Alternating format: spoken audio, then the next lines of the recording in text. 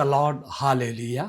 യേശുവിൽ ഏറ്റവും സ്നേഹം നിറഞ്ഞ സഹോദരി സഹോദരന്മാരെ, ഈ ദിവസത്തിൻ്റെ പ്രഭാതത്തിൽ തന്നെ രാവിലെ 5 മണിക്ക് എഴുന്നേറ്റ് ഈ വചനം ശ്രവിക്കുവാൻ കാണിക്കുന്ന നിങ്ങളുടെ തീക്ഷ്ണതയ്ക്ക് മുന്നിൽ ഈശോയ്ക്ക് നന്ദി പറയുന്നു.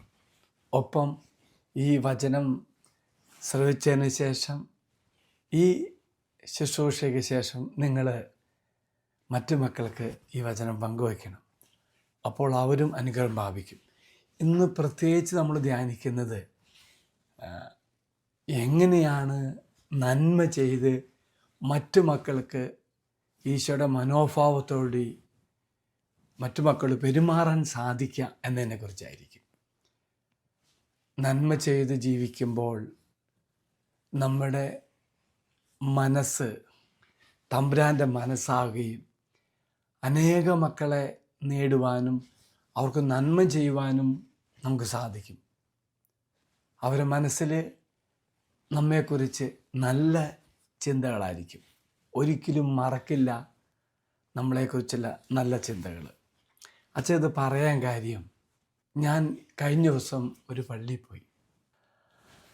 ആ പള്ളി വാഴ്ത്തപ്പെട്ട സ്റ്റാൻലി ഫ്രാൻസിസ് റോത്തർ എന്ന വലിയൊരു രക്തസാക്ഷിയുടെ ശരീരം അവിടെയാണ് അടക്കിയിരിക്കുന്നത്.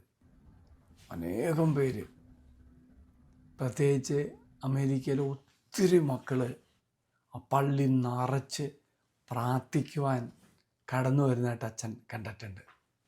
ഈ രക്തസാക്ഷി ജീവിച്ച് പ്രവർത്തിച്ച ഗോട്ടിമലയിലെ ആളുകളുടെ മനസ്സിലും അമേരിക്കയിലെ ആദ്യത്തെ രക്തസാക്ഷി ആയതുകൊണ്ട് അമേരിക്കയിലെ ദൈവമക്കളുടെ മനസ്സിലും നല്ല ഓർമ്മകളുമായി ജീവിക്കുന്നുണ്ട്.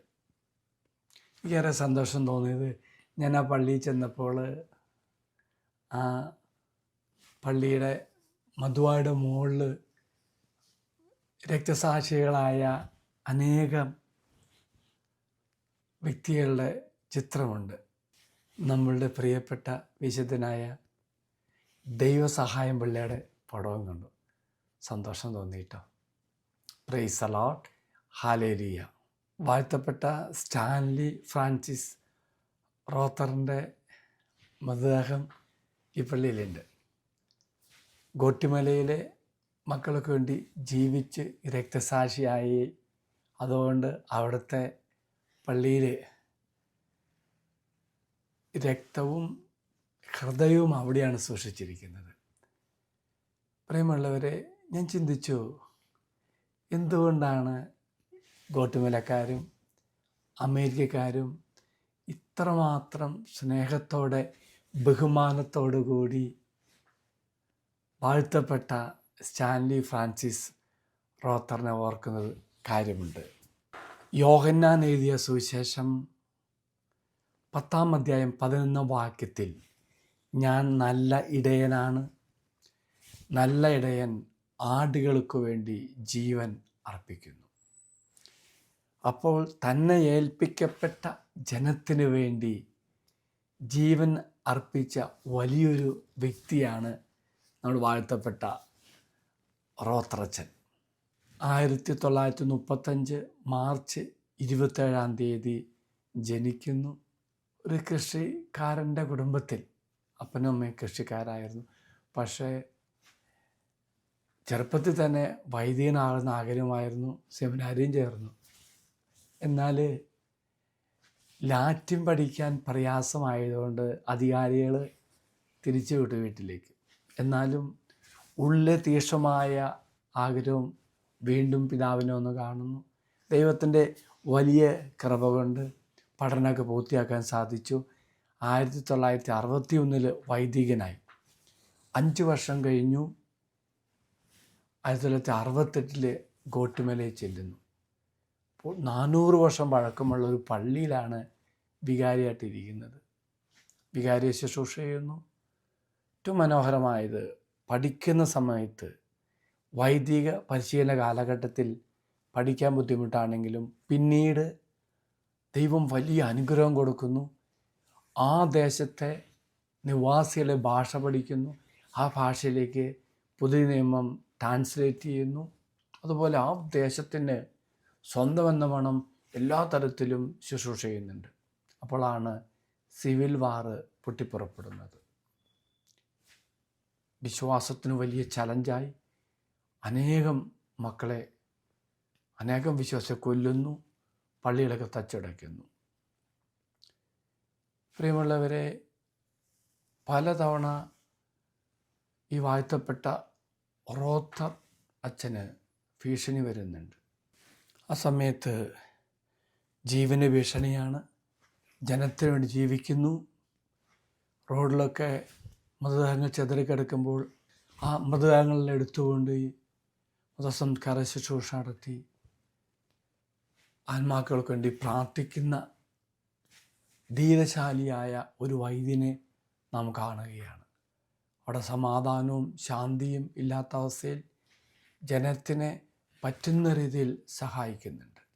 അച്ഛൻ ഹിറ്റ് ലിസ്റ്റിൽപ്പെടുന്നു. അപ്പോൾ അവിടുത്തെ കപ്പ്യാരെ തട്ടിക്കൊണ്ടു പോകുന്നു. കുറേ ദിവസം കഴിയുമ്പോൾ അവധിക്ക് അച്ഛൻ നാട്ടിൽ വരുന്നുണ്ട്. നാട്ടിൽ വന്ന് തിരിച്ച് വലിയ ആഴ്ച സമയത്ത് ശുശ്രൂഷ ചെയ്യാൻ വേണ്ടി ഗോട്ടുമലയ്ക്ക് പോകുന്നു. പലരും അച്ഛൻ്റെ പറഞ്ഞു പോകരുതെന്ന് പറഞ്ഞു.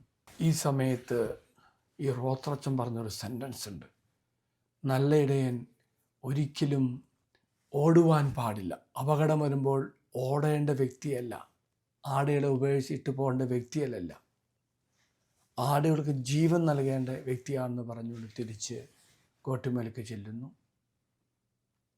പ്രിയമുള്ളവരെ, ഏതാനും ദിവസം കഴിഞ്ഞപ്പോൾ അച്ഛനെ അന്വേഷിച്ച് 3 മണിക്ക് ആളുകൾ വരുന്നു.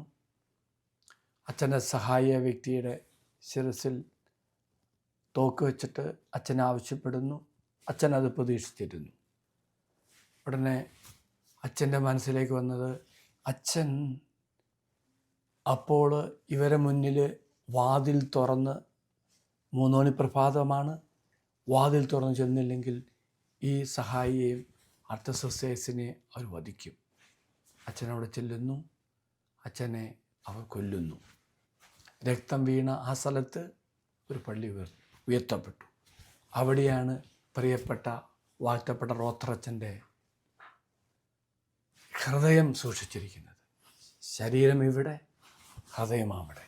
അതാണ് പ്രിയമുള്ളവരെ, ദൈവജനത്തിനു വേണ്ടി ജീവൻ നൽകി ജീവിക്കുന്ന മക്കളും മരിക്കില്ല.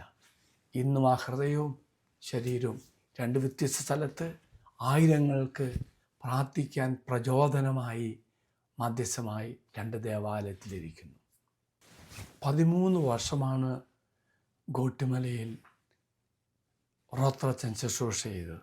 വാഴ്ത്തപ്പെട്ട റോത്രച്ചനെ കുറിച്ച് ചിന്തിക്കുമ്പോൾ 1 യോഹന്നാൻ 3-ാം അധ്യായം 6-ാം വാക്യത്തിൽ പറഞ്ഞ വാക്യം അച്ഛൻ്റെ ജീവിതം കൊണ്ട് അച്ഛൻ കാണിച്ചു തന്നു.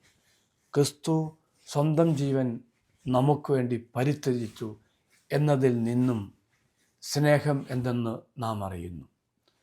നമ്മളും സഹോദരങ്ങൾക്ക് വേണ്ടി ജീവൻ പരിത്യജിക്കാൻ കടപ്പെട്ടിരിക്കുന്നു. ഈ വചനം തീർച്ചയായിട്ടും ജീവിതം കൊണ്ട് അച്ഛൻ തെളിയിച്ചു. അച്ഛൻ്റെ ഓർമ്മകൾ, ചിന്തകൾ, വാക്കുകൾ ഇന്ന് ആയിരങ്ങൾക്ക് പ്രചോദനമായി മാറും. അമേരിക്കയിൽ എങ്ങും കാണാത്ത തരത്തിൽ വലിയ ജനക്കൂട്ടം റോത്രച്ചനെ അടക്കിയിരിക്കുന്ന ദേവാലയത്തിൽ വരുന്നുണ്ട്. ആണ് പ്രിയമുള്ളവരെ, മറ്റു മക്കൾക്ക് വേണ്ടി നാം നന്മ ചെയ്യുമ്പോൾ, നമ്മളെ തന്നെ മറന്ന് മറ്റു മക്കൾക്ക് വേണ്ടി ജീവിക്കുമ്പോൾ മരിക്കില്ല. മരിക്കാത്ത ഓർമ്മകളുമായി നാം ജീവിക്കും. അപ്പോൾ നാം ജീവിക്കുന്ന സുവിശേഷമായി മാറും. നമ്മുടെ മരണം വിലപ്പെട്ടതാകും. നമ്മുടെ മരണം അനേകര മനസ്സിൽ ദൈവസ്നേഹത്തിൻ്റെ പ്രകാശം പങ്കുവയ്ക്കുന്ന ജീവിതമായി മാറും. എങ്കിൽ പ്രിയമുള്ളവരെ, ഈ ദിവസം, ഈ പ്രഭാതത്തിൽ അച്ഛനെ പങ്കുവയ്ക്കാൻ ഈ ചിന്തകൾ മാത്രം. മറ്റുള്ളവർക്ക് വേണ്ടി നന്മ ചെയ്യാം, മറ്റുള്ളവർക്ക് വേണ്ടി ജീവിക്കാം. അങ്ങനെ ദൈവത്തിനെ മഹത്വപ്പെടുത്തുന്ന ഒരു ജീവിതം നയിക്കുവാൻ ദൈവം നമ്മെ സഹായിക്കട്ടെ. നാം ഇന്ന് കണ്ടുമുട്ടുന്ന മക്കളും, നാം ആരോട് സംസാരിക്കുന്നു, ആരുടെ കൂടെ ആകുന്നു, അവർക്കെല്ലാം ദൈവത്തിൻ്റെ ഈ സ്നേഹം പങ്കു ജീവിക്കുവാൻ ദൈവം നമ്മെ അനുഗ്രഹിക്കട്ടെ. അച്ഛൻ നിങ്ങൾക്ക് ആശീർവാദം തരാം. നമ്മുടെ കർത്താവായ ഈശോ കൃപയും പിതാവായ ദൈവത്തിൻ്റെ സ്നേഹവും പരിശുദ്ധാത്മാവിൻ്റെ സഹവാസവും നാം എല്ലാവരോടും കൂടെ ഉണ്ടായിരിക്കട്ടെ, ഇപ്പോഴും എപ്പോഴും എന്നേക്കും. ആമേൻ. Praise the lord. ഹല്ലേലൂയ.